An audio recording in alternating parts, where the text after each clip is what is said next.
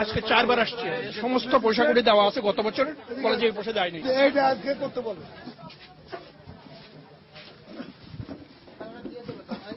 কবে দিবে? 15 তারিখ ডেট আছে, 15 তারিখে দিয়ে দেবে। আজকে দিয়ে তারা 12টার পর 8টার পর আসে, খাবে, নামাজ পড়বে, তারপরে আসবে। লাঞ্চ করতে গেছে 2 ঘন্টা 2.5 ঘন্টা। লাঞ্চ করতে কি এতক্ষণ লাগে নাকি? তুমি তো আর এক শয়তান না স্যার, আমি বলতেছি ওর নামটা কি? সে নামাজ পড়তে গেছে, তার নাম কি? নামাজ পড়তে গেছে জরুরি স্যার।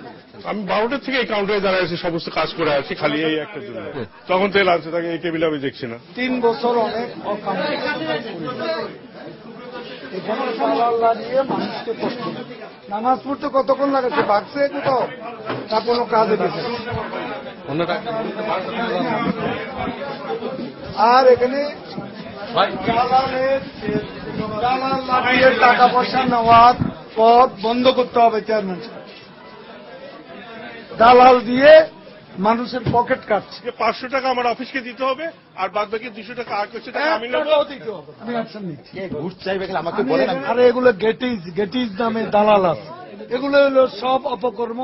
আপনার অফিসারদের যোগসাজশে এরা এই গেটিজের মাধ্যমে টাকা পয়সা আদায় করে লিঙ্গারিং করে মানুষকে অযথা হয়রানি করে, আর দালালি করে। যদি সে আওয়ামী লীগের হয় তাকে কেউ আমি স্পেয়ার করবো না। আরো একটা জিনিস আছে স্যার, পুরাতন যেসব দালাল আছে স্যার, এখন স্যার ওটা আওয়ামী লীগের নাম ভাঙাচ্ছে স্যার। আওয়ামী লীগ মানে এখন বিএনপি ছিল, আওয়ামী লীগ হয়ে গেছে। দালালদের না ধরে দালাল যারা তৈরি করছে তাদেরকে আমার মনে হয় আমাকে এখানে সবাই জড়িত, যারা এখানে কর্মচারী কর্মকর্তা আছে সবাই তাদের প্রয়োজনে দালালদেরকে ব্যবহার করছে স্যার। কারা কারা দালালি করে এদের খোঁজ খবর নেন। ঘুষ দিলে গাড়ির ফিটনেসের জন্য গাড়ি এখানে বিআরটিএতে আনতে হয় না, কোনো ইন্সপেকশন ছাড়াই সেটা ফিটনেস সার্টিফিকেট দিয়ে দেওয়া হয়। ও কতদিন উনি বলছে স্যার আপনাকে আরো 2 বছর করতে হবে, উনি বলছে। উনি আজকে এটা করে দাও, আর কোনো কথা বলছে না। 2 বছর ধরে করতে হবে। নামাজে গেছিলাম স্যার। ঠিক আছে, দালাল কজন আছে তোমার সঙ্গে? কেউ নাই স্যার। নাই না, একজন ডেলি কত কামাও? না স্যার, স্যার এসব ছেড়ে দাও। আমি জানি কিন্তু অকাম করলে নামাজে কোনো কাজ হবে না। যে লোক স্যার এত কথা বললো সেই তো দালাল স্যার। করে ধরেন না দোষী স্যার, আমি 1 বছর করছি স্যার এখানে। আমি বলে দালাল এখন। মূল দালালরাই ওই যে নকল দালাল ধরে।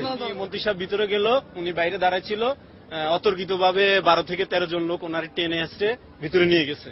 নিয়ে যাওয়া দেওয়ার পরে বলতেছে তুমি তো দালাল। এখানকার যারা বিআরটি স্টাফ তারা একটা চক্র তৈরি করে তাকে ফাঁসাই দিল।